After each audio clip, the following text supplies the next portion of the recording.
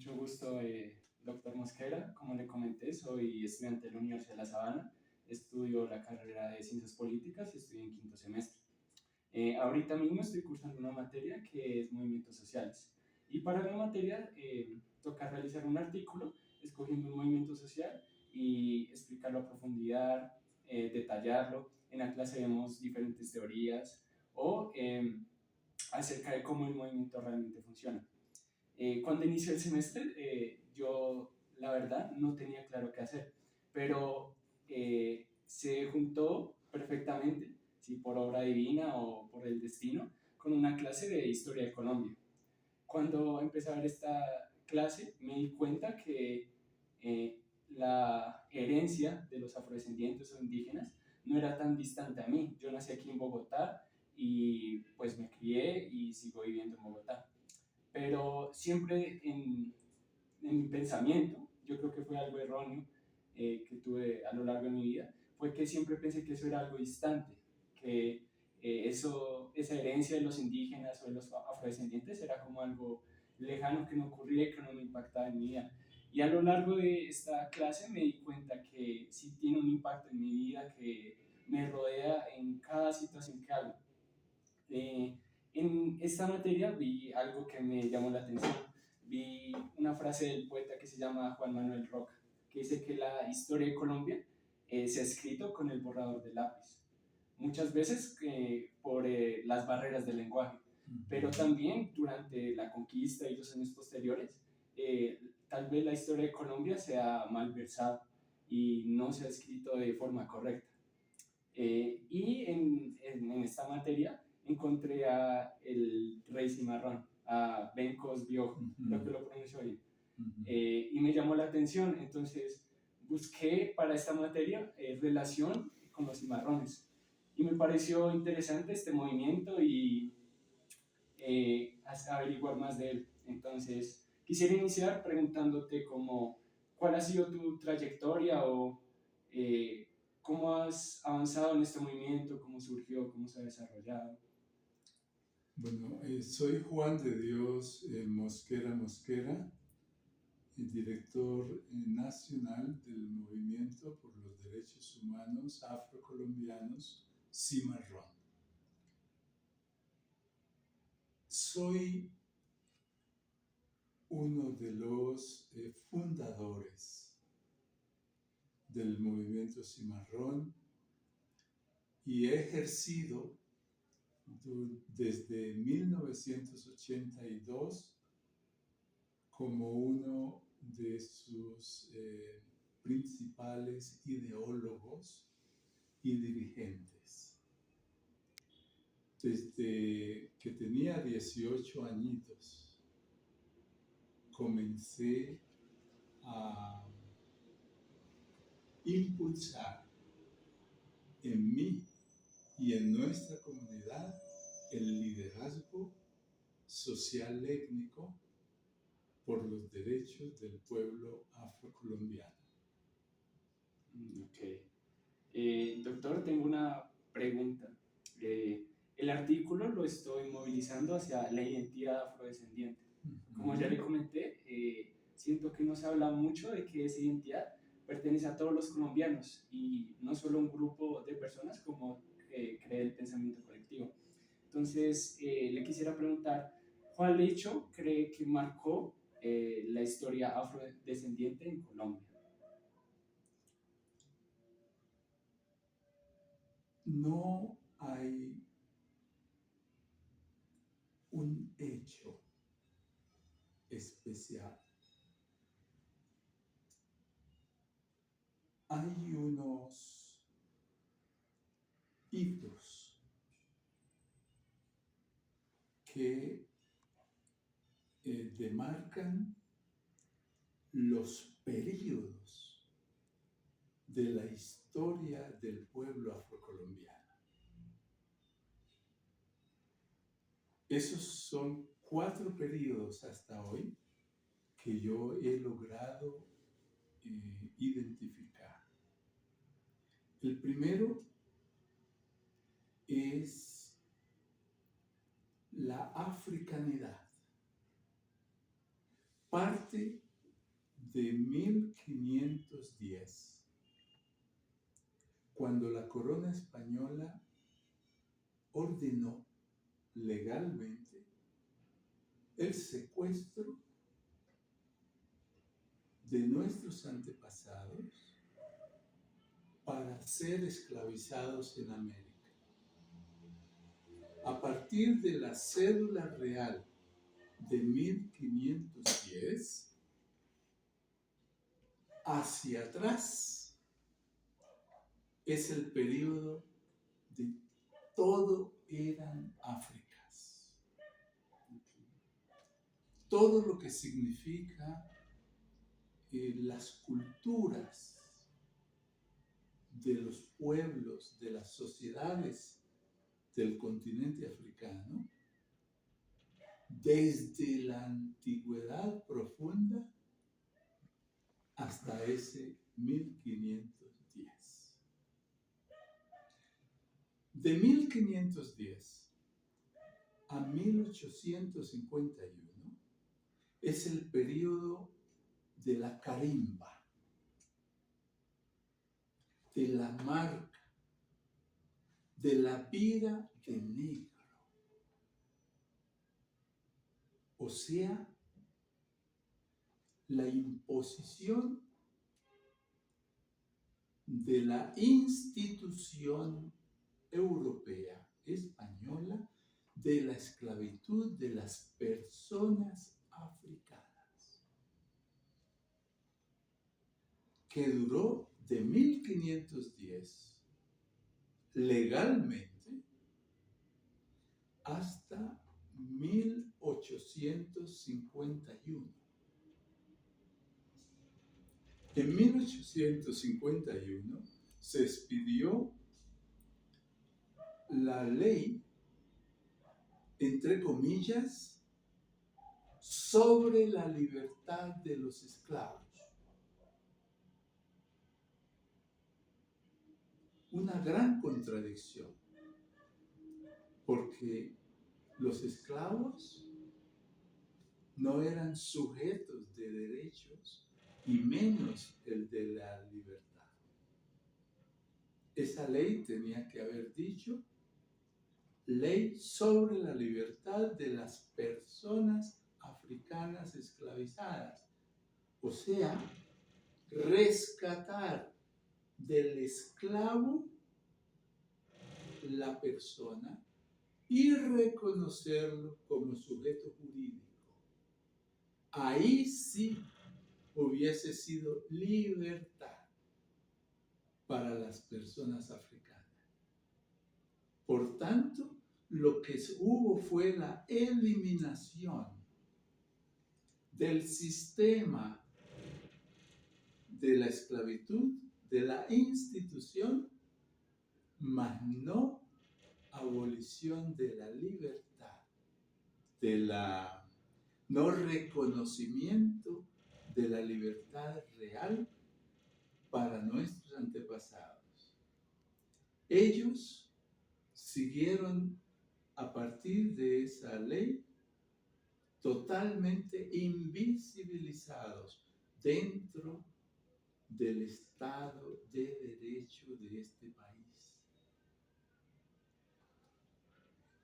En 1851, el 21 de mayo, se expidió esa ley, que es un hito para el siguiente periodo, el periodo del surgimiento de la nación afrodescendiente. La nación afrodescendiente.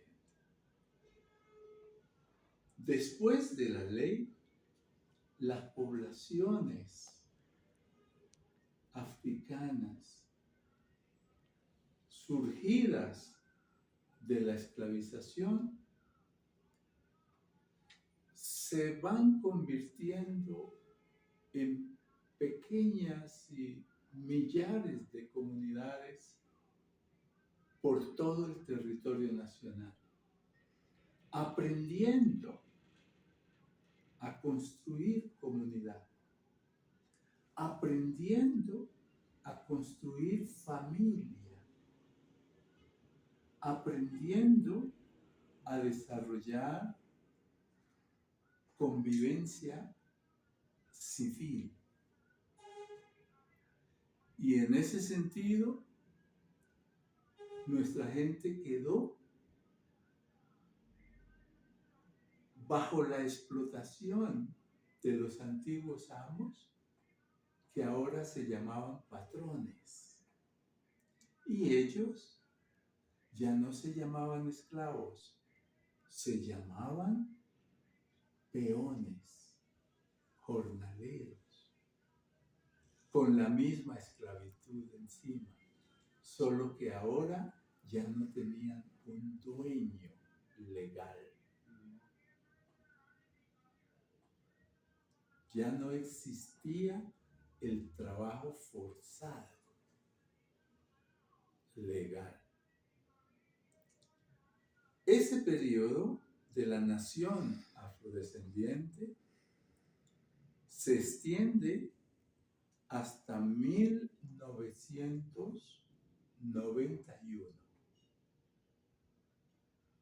En ese periodo, ninguna constitución, ninguna ley nombró, visibilizó como parte de la nación, como sujetos de derechos a la población afrodescendiente. Ninguno. Porque no habían sido reconocidos en la ley del 51. Esa ley fue de un sujeto llamado esclavo, no de otro sujeto. Por tanto, era la población invisibilizada dentro del Estado de Derecho. En 1851 se expide la Constitución actual, vigente, y en esa Constitución, en el artículo transitorio 55, por primera vez se reconoce la presencia y unos derechos culturales o especiales a la población afrodescendiente colombiana, con un concepto equivocado, erróneo, de comunidades negras. Un concepto que ha confundido tanto a la población afrodescendiente como al conjunto de la población del país. El artículo transitorio 55 dijo que el Estado debía expedir una ley que reconociera los títulos colectivos de las tierras baldías a las comunidades negras que los venían poseyendo desde mucho tiempo atrás, y les reconociera además unos derechos colectivos o culturales. A partir de ahí, yo identifico el periodo del renacimiento afrocolombiano. Aunque no se asume el concepto, nosotros consideramos que por primera vez se crea un concepto para esa población afrodescendiente. Esos son, digamos, los hitos y los grandes periodos de la historia afrocolombiana. Ok, doctor. Sí, más interesante que nombre eso, porque va mucho en relación con lo que yo le estaba comentando de mi clase de historia. Em, Ahí vimos que, por ejemplo, durante la conquista, en los escritos que se hacían para el Imperio Español, no se ponía conquista, sino pacificación. Entonces, sí creo que es como algo que se ha manejado mal en historia, o por desconocimiento, o por mala escritura, O por intereses políticos. o por intereses políticos. Las palabras tienen poder. Y el poder se los da el que las crea. Y cuando se interpreta y se escribe la historia, ahí se están plasmando los intereses de parte de quien la escribe. Y han sido las clases dominantes españolas, colombianas, las que han interpretado y construido la historia colombiana a su amaño, a su interés.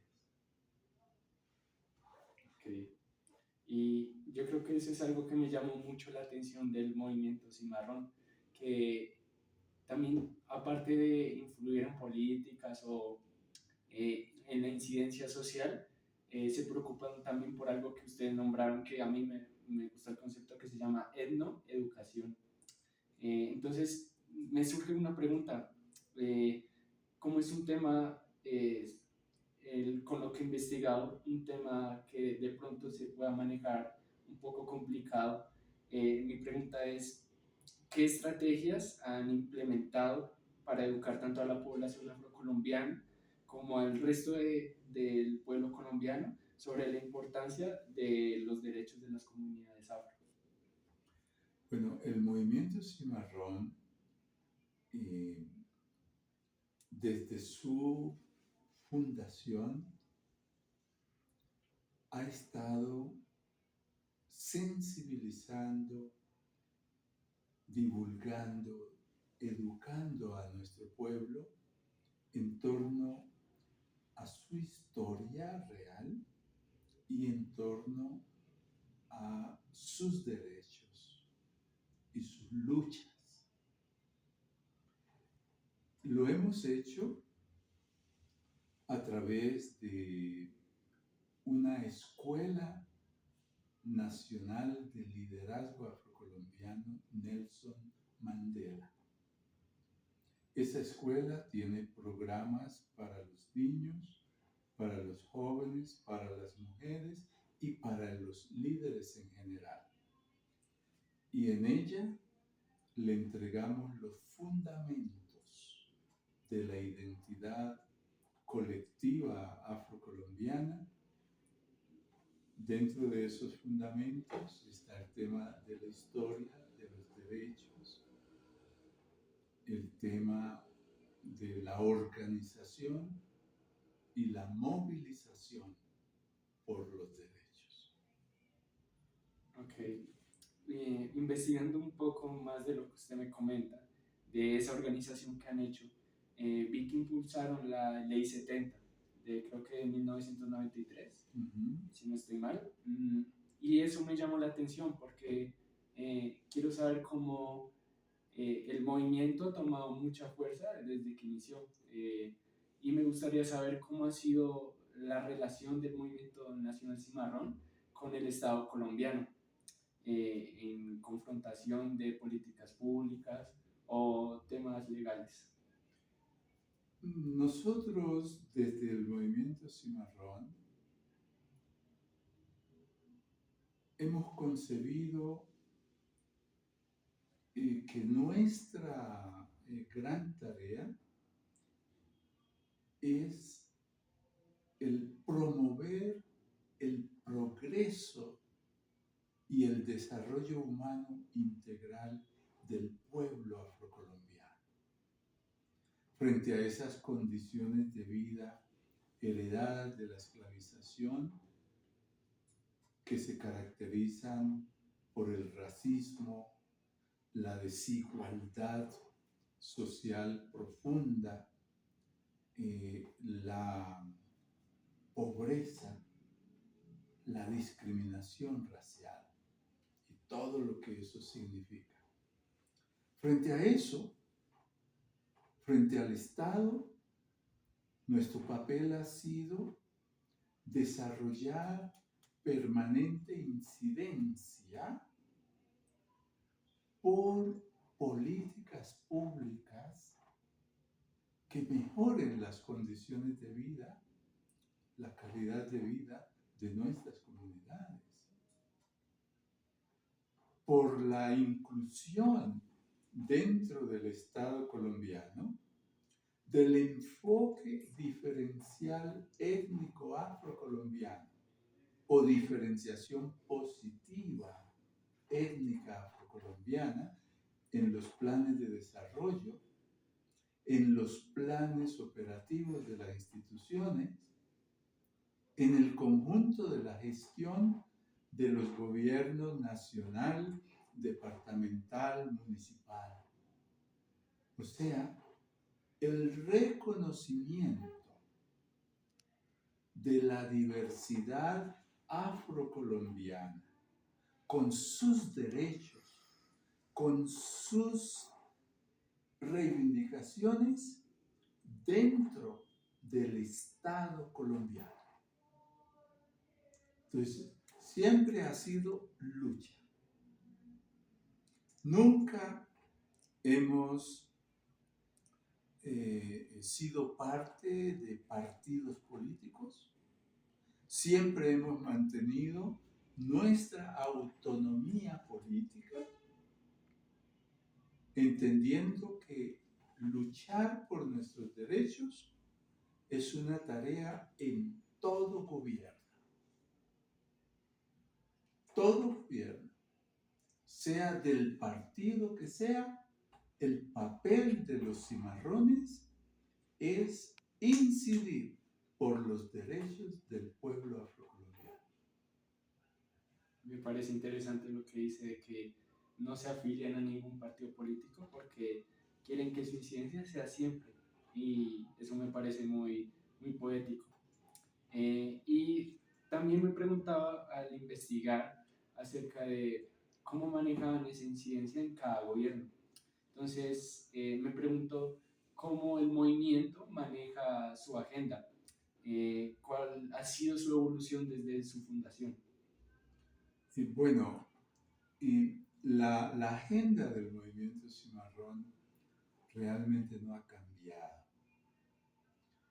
Y siempre ha estado, primero, en el ejercicio, luchar por el ejercicio de los derechos humanos y étnicos del pueblo afrocolombiano. El ejercicio, no defensa, porque nuestros derechos humanos han sido históricamente conculcados, desconocidos, invisibilizados. Entonces, luchar para que nuestras comunidades ejerzan esos derechos, o sea, luchen por ellos y los vivan. El segundo punto fundamental ha sido la lucha contra el racismo y la discriminación racial, que son dos malas herencias de la esclavización que afectan la vida de la población afro dentro de la nación. El otro es el promover la organización social étnica nacional y el liderazgo correcto. Entonces, por eso tenemos la Escuela Nacional de Liderazgo.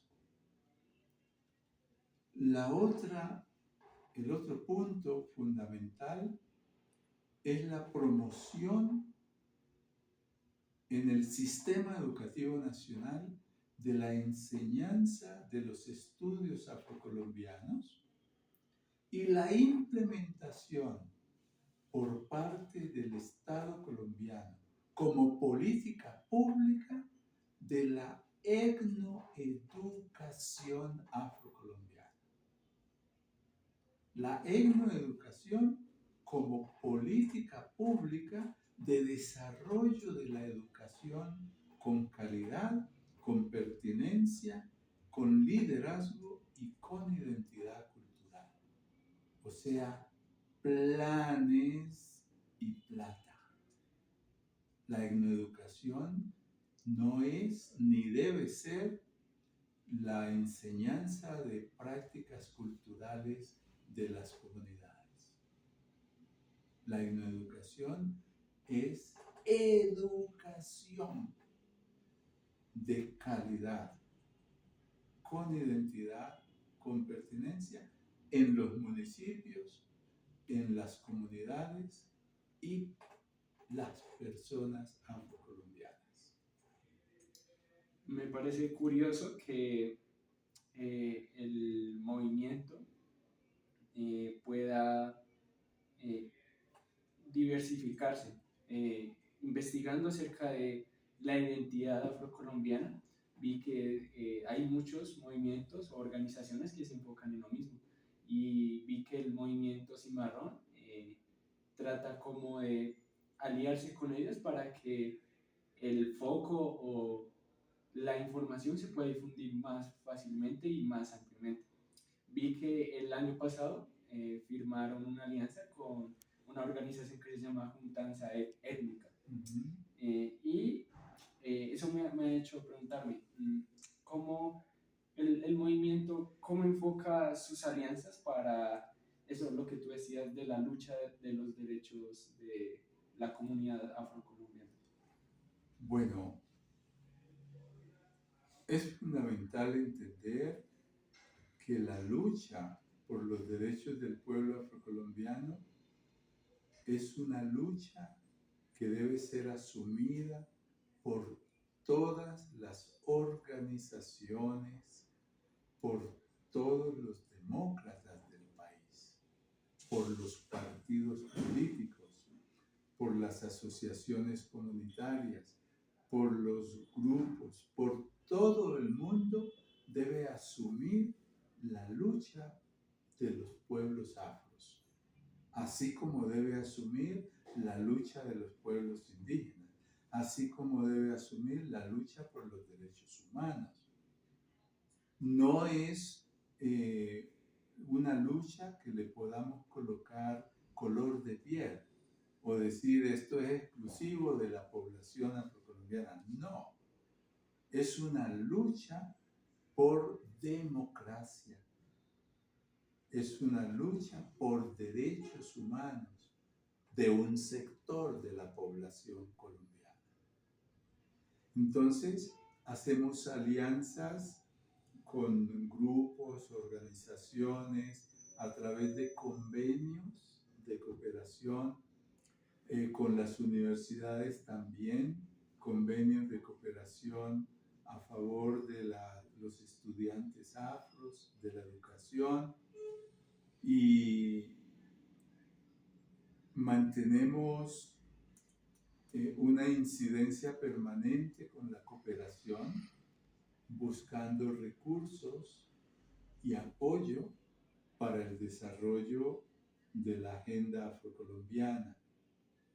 Entonces, solo así, en unidad con demás sectores sociales y organizaciones, podemos ir avanzando en la conquista de esos derechos.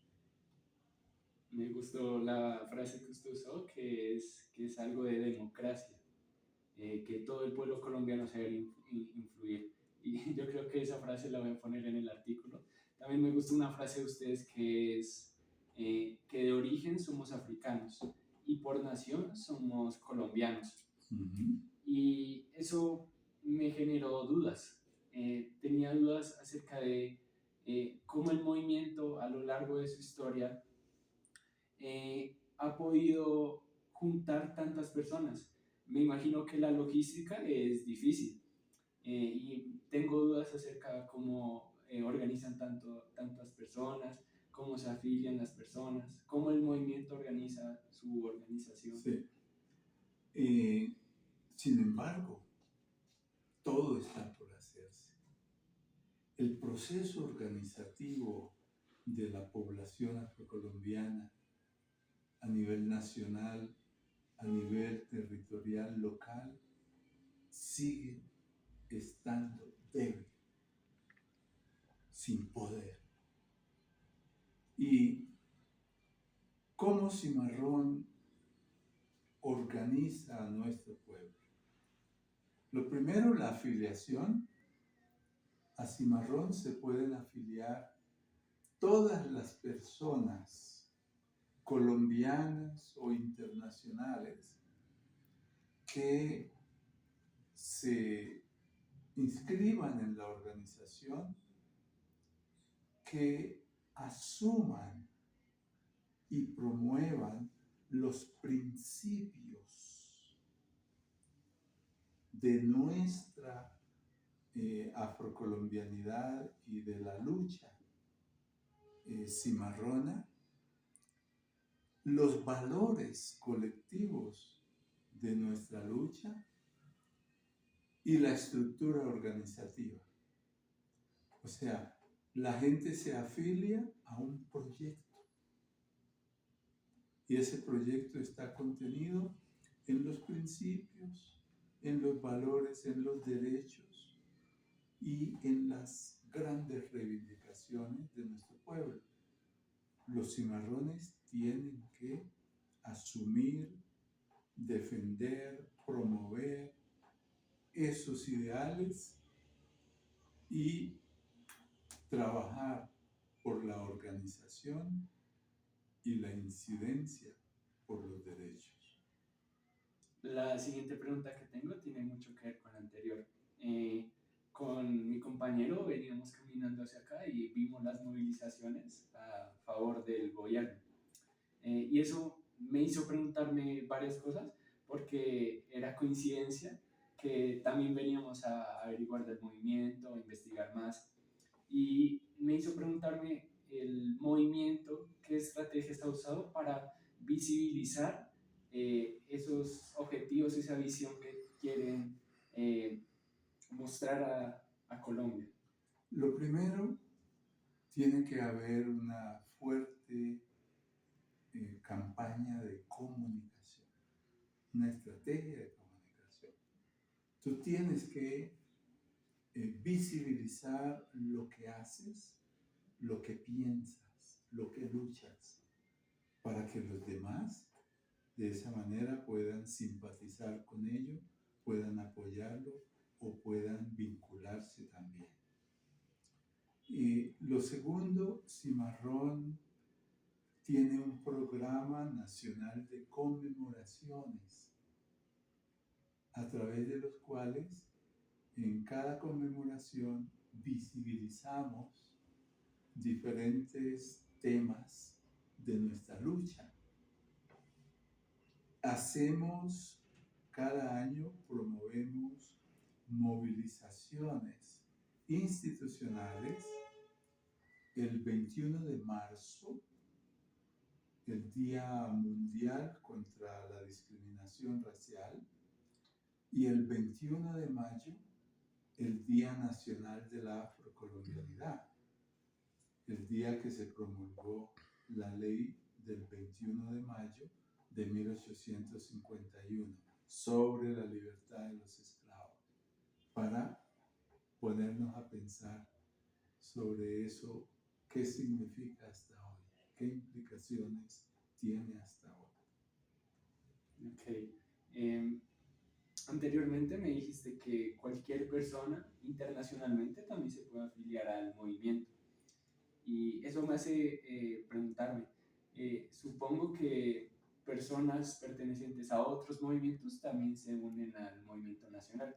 Entonces, tengo dudas de cómo el movimiento aborda tal vez esas luchas interseccionales que tienen otros movimientos, como el de las mujeres afrocolombianas o otros movimientos que también las personas puedan estar adscritas?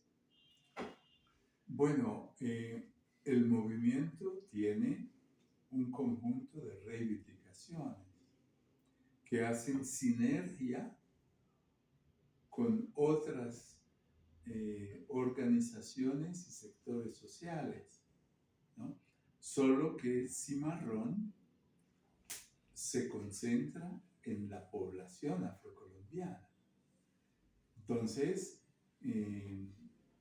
eso es lo que nos permite hacer unidad de acción, la unidad de acción. Y, por ejemplo, en el tema de la mujer, tenemos una estrategia que es fundamental, que se llama Mujer sin ti nada es posible, promoviendo la organización, los derechos de las mujeres.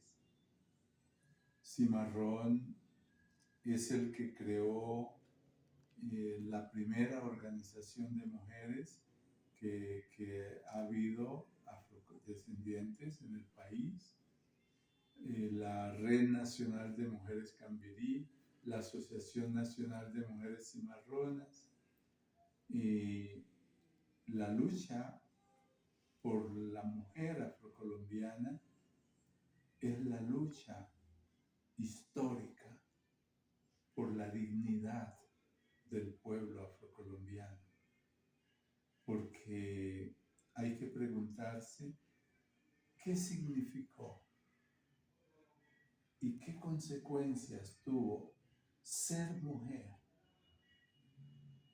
en la esclavización.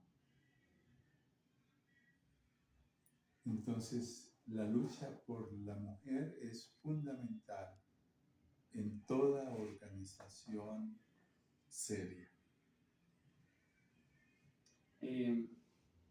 Investigando acerca del movimiento, me encontré con algo muy curioso y vi una intervención tuya, una entrevista que tuviste en televisión, que decías que la identidad del movimiento es algo muy importante y decías que el término negro no era correcto.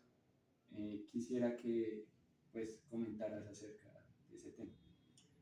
Bueno, te decía hace un rato que las palabras tienen el poder de quien las crea, de quien las inventa.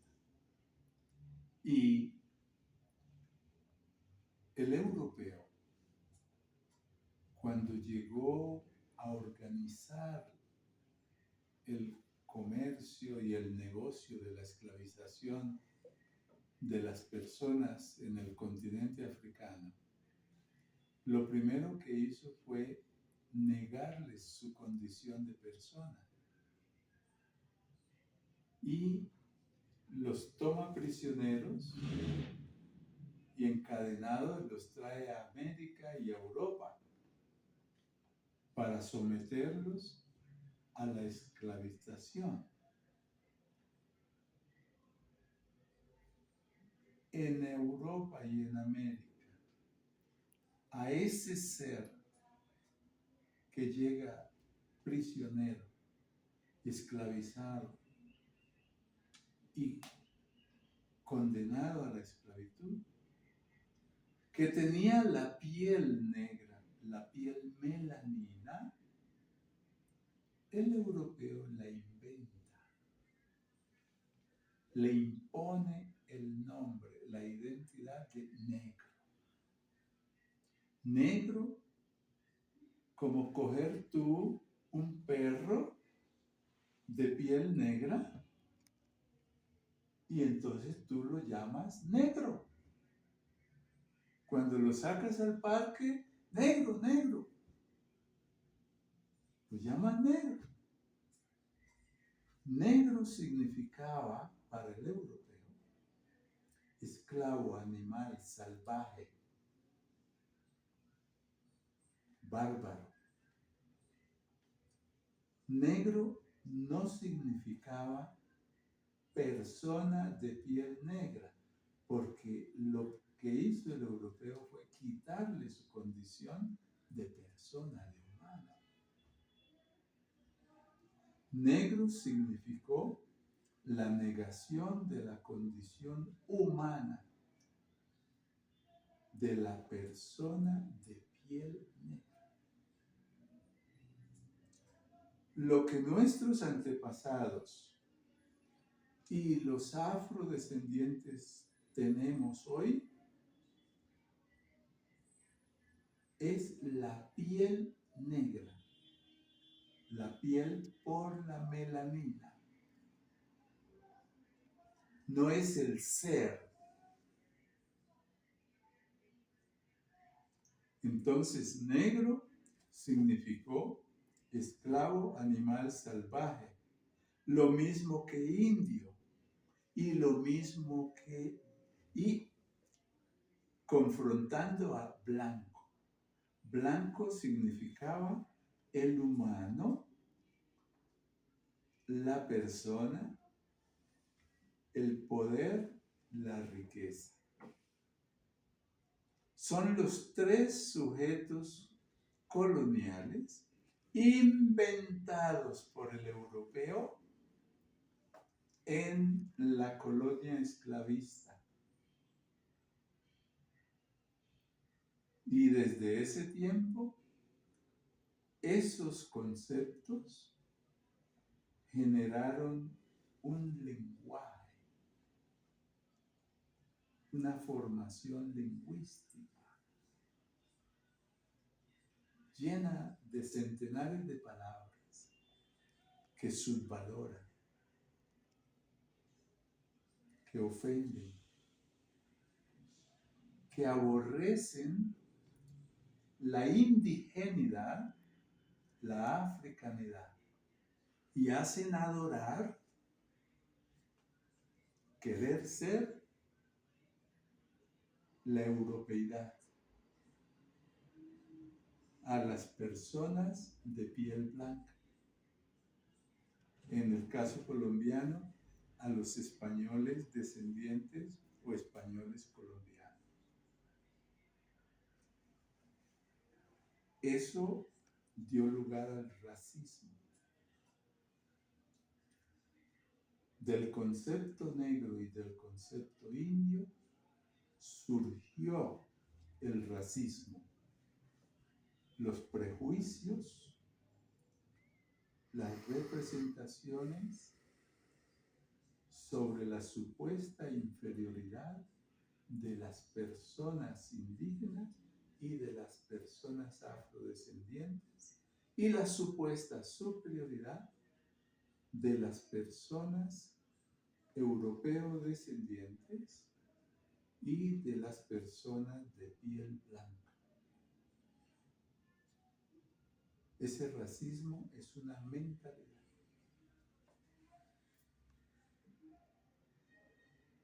que nos afecta a todos, con la diferencia de que unos luchamos contra él y otros lo siguen reproduciendo y practicando.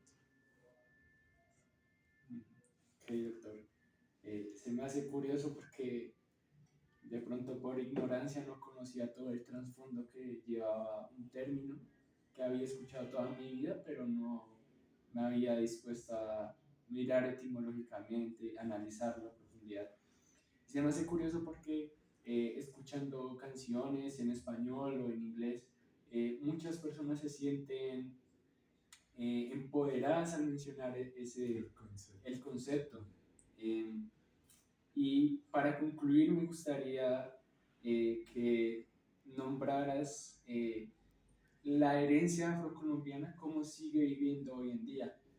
Como te comentaba en mi clase de historia, pude ver muchísima herencia indígena y afrocolombiana. La indígena, la gaitana, que se reveló, el mito del el blanco bueno, que era el que partió el Tequendama, se me pasó el nombre. Él, me parece curioso, los chichas, la expresión taita. Entonces me gustaría que para finalizar la entrevista nos dieras cómo la herencia de nuestros ancestros afrocolombianos sigue latiendo hoy en día? Bueno, la herencia africana dentro de la colombianidad, primero es el pueblo afrodescendiente colombiano. Ese pueblo que es afrodescendiente de piel clara, afrodescendiente de piel negra, de piel melanina, afrodescendiente de 1000 colores bonitos y que habita en todo el territorio nacional. Millones de genes de los pueblos y gentes de los países africanos que llegaron acá representados en nuestros antepasados le han dado forma al hombre y la mujer colombianos. Esa es la primera herencia. El pueblo, la gente afrodescendiente en Colombia. Y la sangre que ha abonado la sangre nacional. ¿Qué sería del pueblo colombiano si no existiésemos? No hubiésemos estado aquí los africanos. ¿Seríamos como somos? Bueno, la otra herencia es la afrocolombianidad. O sea, el conjunto de valores y manifestaciones culturales que en estos 500 años construyeron, forjaron y sembraron en la nación, en nuestros antepasados, y seguimos sembrando los afrodescendientes hoy. Y esos valores están primero en la economía. ¿Cuánto fue la riqueza que sacaron con su sudor y su sangre, con su trabajo, nuestros antepasados durante la esclavización? ¿Y cuánta han seguido construyendo hasta hoy? Beneficiando a los españoles, tanto en Colombia como en Europa. Y ellos recibiendo solo pobreza. Si calculáramos, por ejemplo, todo ese oro y esa riqueza y ese trabajo, le pusiéramos plata, ¿cuánto sería el fondo para el desarrollo de la población afrocolombiana que nosotros debiésemos reclamar? Entonces, esa herencia es fundamental. La otra es la biodiversidad de nuestros territorios. Nuestras comunidades fueron introducidas a trabajar el oro en esos ríos y en esas selvas, donde lo que valía era el oro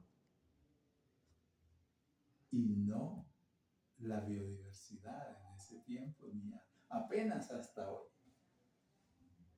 Esa biodiversidad es una herencia que le pertenece a nuestras comunidades y le debe pertenecer a sus hijos y a sus nietos. Y es una herencia dentro de la sociedad colombiana que debe generar desarrollo, progreso vida digna a nuestras comunidades. Otras herencias han sido, por ejemplo, el tema de la gastronomía, el tema de las músicas, esa cantidad de música. De acuerdo al grupo étnico afro, hay una música y hay unas danzas y hay unas manifestaciones folclóricas y culturales diferentes.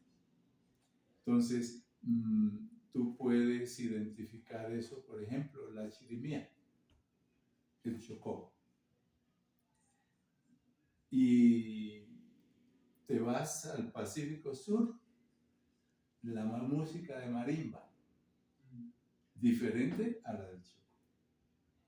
Y te metes al Patía y allá están los violines patianos y la juga.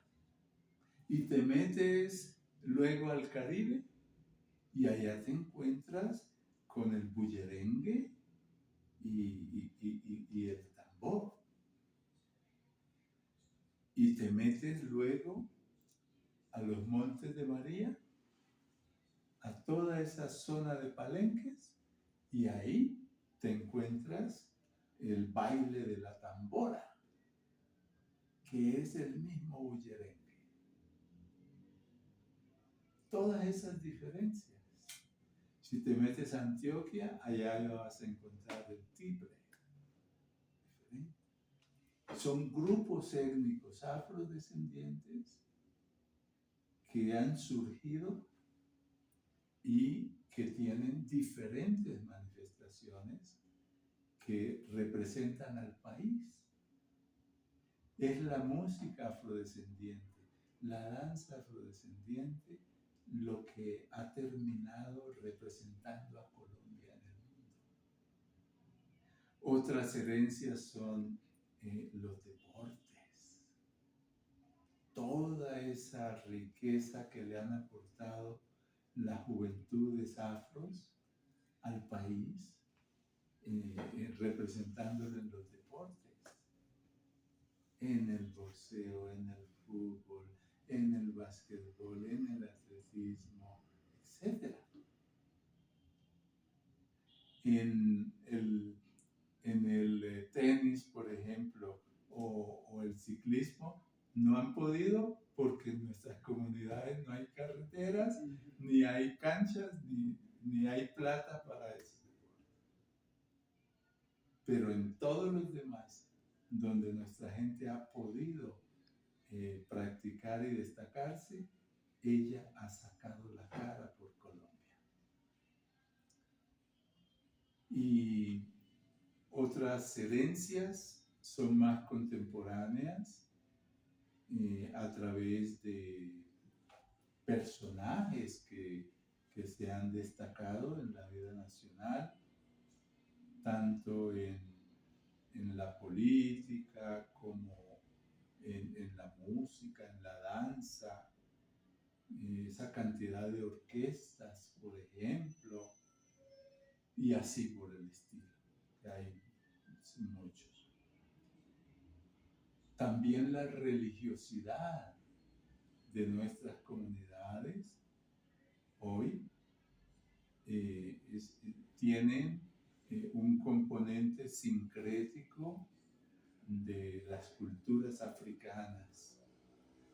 No existieron hasta hoy las religiones africanas acá, porque la iglesia fue muy represiva, pero sí subsistieron algunos ritos, algunas manifestaciones que son huellas de la africanidad.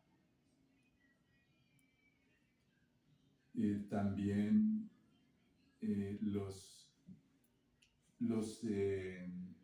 educadores afrodescendientes se han convertido en educadores de la nación. Desde los años 50 del siglo pasado, que comenzaron a estudiar magisterio, especialmente los chocuanos, se distribuyeron por toda Colombia, educando, enseñándole a leer y escribir a la gente colombiana. Y hoy los encuentras en todo el territorio nacional, encuentras a los maestros afros. Ese es también una importante contribución. Yo creo que no nos daría ni el día de hoy ni toda la semana para hablar toda la herencia afrocolombiana que vive todavía en Colombia. Muchas gracias, doctor Mosquera, por brindarme esta oportunidad de entrevistarlo, conocer más acerca sobre el movimiento. Estoy muy grato, quedé muy feliz acerca de entrevistarlo a usted y espero que nos podamos volver a ver algún día. Claro que sí, claro que sí. Y desde lo que haces de la ciencia política, no debes olvidar y tienes que promover al interior de la carrera y de tu vida profesional el tema del enfoque diferencial étnico afrocolombiano, del enfoque de diversidad étnica indígena al interior del Estado de Derecho y la política nacional. Dale. Listo. Muchas gracias, doctor. Placer saludarte.